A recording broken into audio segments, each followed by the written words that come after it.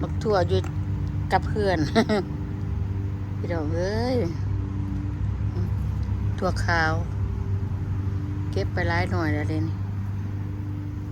มาพี่น้องมากินอากาศข้างนอกน้ำกันมาส้มหัวส้มชวนอีกแล้วได้จะเผาเบื่อเผานายกันเด้อพี่น้องเด้อมาส้มหัวส้มชวนอีกแล้วบักทั่วนี่กะโอ้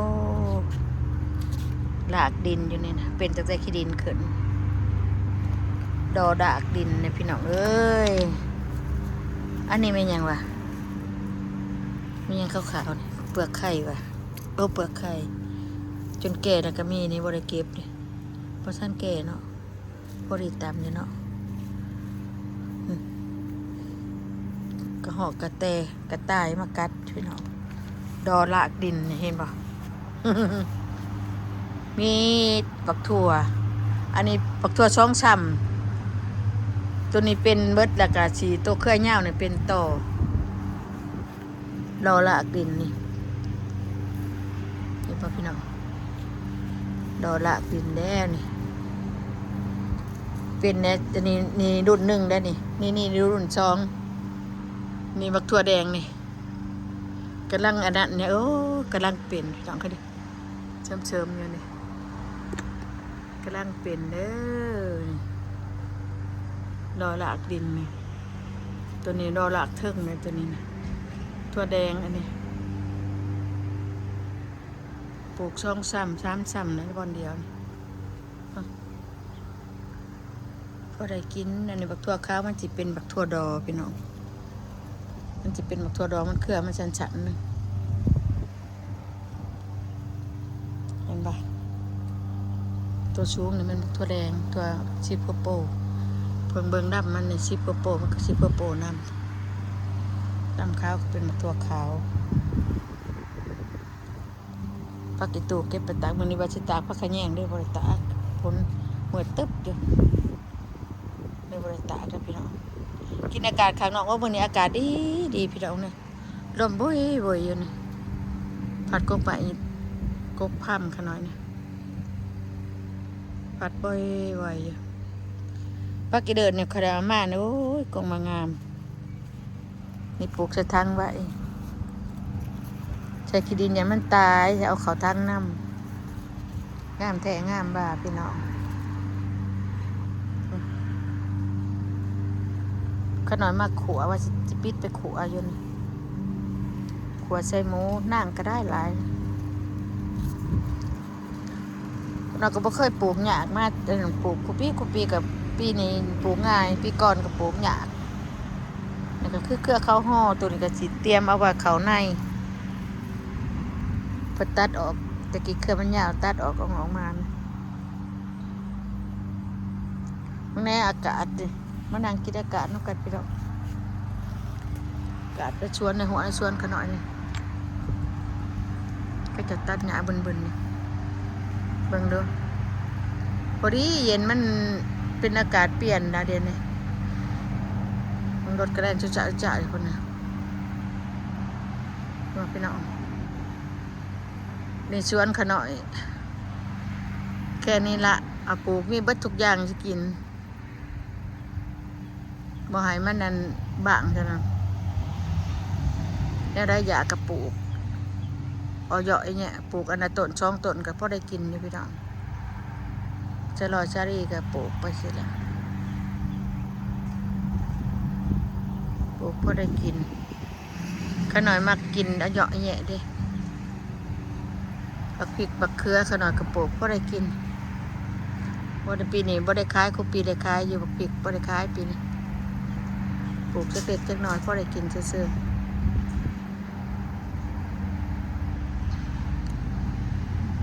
แล้วนี่นะเศรษฐกิจพอเพียงมีครบไปทุกอย่างอะไรอยากก็ให้มีเก็บได้ผักอีตูอีแตงก็ได้ผักกระหยอกผักกระแยงก็มีหลายโคชิขอขวดชิงไข่มีเบิดเพราะว่าอยากยั้งก็ให้มันมีเครื่องกินเนี่ยชวนนี่ยามแดงสิบ่ได้ซื้อจักอย่างหรอกซื้อแต่ชีนี่แหละแต่ปลานี่แหละบ่มีปลากับบ่ซื้อไก่หมูหั่นน่ะซื้ออยู่ รุ่นตั้งแต่พวกขน้อยมาอยู่นี่ใหม่ๆบ่ท่านมีอันยังอันออนไลน์นี่นะพวกคอยใช้สตาร์ไลน์นี่นะสตาร์ไลน์ของไทยเบิ่งหนังเบิ่งเพลงเบิ่งนิคอนเบิ่งโชว์นั่นโชว์นี่อยู่ทางเมืองไทยพุ่นเดี๋ยวนี้ใช้บ่ได้ละเพราะว่ามีอันนั้นน่ะเด้มีอีแชงเขาห้องอีหยังดาจิโตแม่นบ่ขน้อยเบาถึกบ่ผิดพลาดขอโทษขออภัยพี่น้องมันมีอันนี้มาแล้ว YouTube มานี่บ่ได้ใช้สตาร์ไลท์ละสิหมางออกเพื่อก็ได้ใช้ซิมินคักแน่ละเลยหมางบ่ได้เลยปาไว้เพื่อนั้นล่ะไปหาบักทั่วเกี่ยวแต่ค่าออนไลน์มาหลายนี่โพนตัวนี้ไผก็ได้บ่ได้ใช้สตาร์ไลท์มีคู่กันได้นี่นะหลายปีได้ตั้งแต่2019ขน้อยใช้มานี่2019ผู้ได้นะสตาร์ได้เห็นดับโดยเบิดทั่วโลกแล้วอันนี้ก็ได้หลังจากว่าไล่ตัวนี้มาแล้วเครื่องนี้มาแล้วบ่ได้ใช้สตาร์ได้ใช้อินเทอร์เน็ตปะนี่ใช้แต่อินเทอร์เน็ตใช้อินเทอร์เน็ตก็ได้เบิ่งได้ทั่วโลกเฮ็ดได้เป็นเบิดทุกอย่างวันนี้โพนตัวนี้มานี่ได้เบิดทุกอย่างทุกแนวเห็นหยังก็เห็นเบิดเขาทีวีพี่อีกกระจายอินเทอร์เน็ตนะจ่ายอินเทอร์เน็ตเขาก็เจ้านั่นกันเด้ก็เป็นตะม่วนได้พี่น้องชวนขนาดนี้เป็นตะม่วนอยู่แนมไปกับเคี้ยวมีแต่แนวกินจักปักถั่วจักปักแตงจักปักบวบมักด้อยกำลังเริ่มเป็นดอกพอได้กินกระถอกกระเทียมนี่แหละพอได้กินเนี่ยบักแตงบักหยังก็มีพี่น้องก็เราก็ปลูกไว้หลายอย่างอยู่ว่าไม่ยังหรอกมื้อนี้อากาศดีได้พาพี่น้องออกมาท่องมาเที่ยวเนี่ยทักทางเนาะโอ้กระเทียมกันหน่อยพอมึงดูเก็บกระเทียมมานี่ป่ะพอได้จะเกิดใช่กลางบ้านเขาอีกบักบวบมังน้อยนี่สิเกิดตอนไหนนี่บักบวบยาวได้ตัวนี้ดอกเขือมันกระโดดเด็ดหย่อนไปกินใครบอกมันเป็นดอกเป็นหมากปลูกตั้งแต่เดือนหาละเป็น6 เดือน 7ค่าได้เลยนี่มันเป็นหมากมันเป็นดอกอยู่เห็นไหมเด็ดตะหย่อนไปกินมันเป็นกระดาษเด็ดนี่เด็ดมาก่อนนี่เด็ดออกเพราะว่ามันเป็นหมากเด็ดไปแกงกินไปขั่วไปแกงกินป่งเรือออกแล้วเลยนี่มีดอกออกละกำลังเลือมีดอกออกละแต่มันได้เห็นบูดสิกินแต่น้อยอ่อนจะซื้อในปีนี้ในหลายปีกายกินมาบดเต็มถีบเลยเครือกะจักเป็นหมากเป็นหน่วยพี่น้องมึงโดนในว่าเครือกะเตี้ยคือผู้เจ้าอีดีขักบ่พี่ดอกบ่นี่กะกอใหญ่นะเขาก็ได้ปีนี้กอหน่อไม้พิติกัดกะกอใหญ่พวกก่อยสิบ่กินเด้ก็ได้ว่านั้นป่งยาวออกมาปีหน้ามันสิได้หลายเอาไปกินแต่ว่าปีจะตายปีมาแล้วบ่ได้กินปลามันใหญ่กระเดบกับเป็นดอกอีกแล้วพี่น้องนี่เลยดอกพวงดอกกันเลยหักหน่วยน้อยไว้ว่าไม่หน่วยใหญ่นี่หน่วยน้อยจังได้จะไปเป็นปลูกแล้วว่าหน่วยใหญ่แต่ดอกจะหาแนวหน่วยใหญ่มาปลูกก็ได้มักหน่วยใหญ่นี่ดอกมันก็มีแมงขดอกขนุนมากินได้มี2-3ห่วงกับมีแมงขนุนมากินดอกมันนี่จ้ะมึงนั่นนี่หมากมันหน่วยบ่ใหญ่ขน่อยว่ะมันเป็นแนวข้าวตากกูด้วยนะได้กระปุกเอามาขายกับเบียกันเลยนี่เด็กหน่วยมันบ่ใหญ่นะพี่น้องเด็กน้อยๆนึงแก่ได้นี่เอาพวกท่านใหญ่ได้แล้วแก่แล้วจะเอามาปลูกอีกก่อนมาใส่ในต้น1-2 ต้นพุ่นน่ะหญ้าอันนี้ก็หลายนี่หญ้าหลอกกันบ้านเฮาก็ว่าผักขาดขี้หมูเห็นบ่พี่น้องแม่นบ่นี่ แม่นบ่ผักขาดขี้โมก็หน่อไม้เบิดยามมันก็บ่เป็นนะพี่น้องก็บ่เกิดนะแต่บ่ทันเบิดยามแต่ดาดูมันออกหน่อก็หลายอยู่ขนมหักกินหักหลายก็ดอกนี่เช้าหักก็บ่เกิดเลยปลามันกอใหญ่มันออกมาทางนอกนี่นะมันออกมานี่นี่ได้เรายังออกอยู่นี่หน่อหนึ่งสิบ่กินสิปล่อยให้มันออกมายาวๆออกมาหลายๆขน้อยที่บนาสิหักซุมนี่นะออกยอดมานี่บนาสิหักมันออกมาไกลกอละจะให้มันหลายปีหน้านี่สิหลายอยู่บ่ได้หดน้ำเพิ่นนี่บ่จังบอกปีหน้าสิให้มันออกมานอกๆพี่สิช้างหญ้านี่ออกให้มันออกมาขน้อยยังให้มันกอใหญ่สิบ่เก็บหรอกปีหน้าสิบ่เก็บกินสิปล่อยให้มันออกมาเป็นน้ำหยาในเงามันนี่บ่ออกมาเนี่ยหยอดมันนี่นะหลายเด้อันนี้มันสิเป็นอยู่ว่ามันอันนั้นข่อยก็บ่เคยฮู้ดอกมันมีดอกมีหยังนี่นะมันสิโดนดงก็เป็นอยู่ว่าพ่อเพิ่นว่ามันเป็นอยู่ได้เพราะข่อยแล้วว่ามันโดนดงมันเป็นเบี้ยนอ่อนๆแต่เฮาก็ลกหญ้าก็ไปถือกับมันก็ถิ่มไปเลยเพราะข่อยแล้วว่ามันมีอีกนะว่าเบี้ยมันลองเบิ่งนี่เด้นี่เราออกมาหลอกอันนี้นะมันจะมีหมากมีในอยู่ในดอกมันนะขนอยกะสิมีอยู่แน่ขนอยโลกว่าแต่หยาก็โลกถิ่มนะคือจะเป็นแบบนั้นมีอยู่หรือว่าหยอดนี่มีอีกอยู่วะ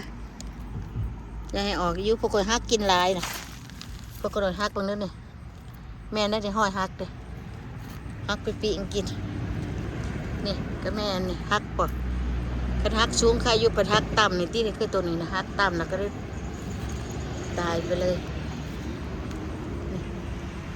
ในช่วงนี้ก็บริฮักบริเก็บก็เป็น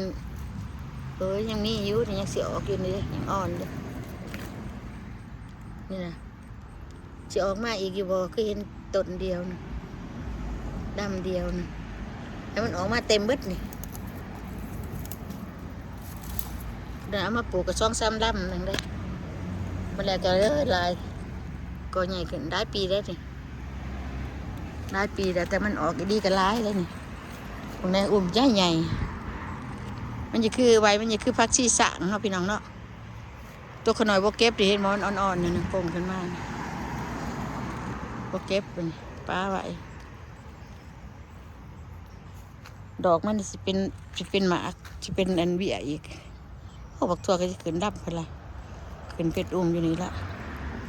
นี่ดอกมันก็ดังเป็นหมากแล้วก็มี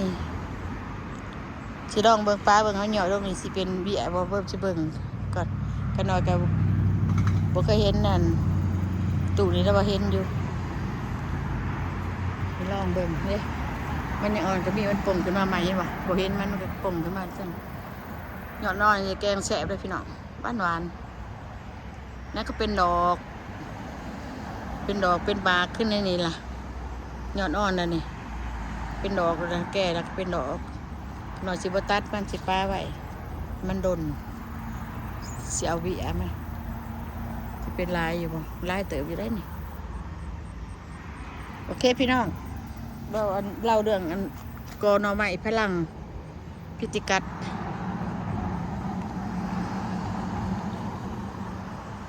ตาเบิ้งมันสิป่งบ่ขนาดใช้เบิ้งมันเป็นเบียดดนดงพุ่นนี้คือสิแม่นย่ำแดงปีหนาพุ่นนี้ย่ำมันเบิดชะโนแล้วมันสิดนดงแล้วมันสิอยู่มันทนชะโนอันนี้นะขนาดว่าทนอีดีล้ออันนี้นะทนชะโนเนี่ยยังอยากปลูกกันนี่ตัวไรทนอยากปลูกได้ล้นตัวไรมันทนเลยนะก่อบักใหญ่เลยดิค่ะเห็นบอกใหญ่ดีนะตะเกียน2-3 ลำนะวันไหนสิบเก็บสิป้าให้มันออกนี่ยังคือช่วงกันอันนี้คือทางเส้นเดียวคือช่วงว่ะเอ้าว่าเข้าใจว่ะ รถก็ได้ทางแบบบ้านเว่เป็นประช่วงก็ได้จังเลยโอเคพี่น้องบอกไปน้ำรถน้ำล่างอะไรๆนี่ขอโทษขออภัยอยู่ดีมีแห้งเด้อพี่น้องเด้อโกดอกไม้นี่จะเอามาปลูกอีกหลายอยู่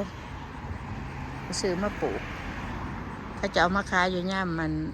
ชะนูตกแดดยังย่ำแรงปีหน้าซัมเมอร์ก็จะเอามาขาย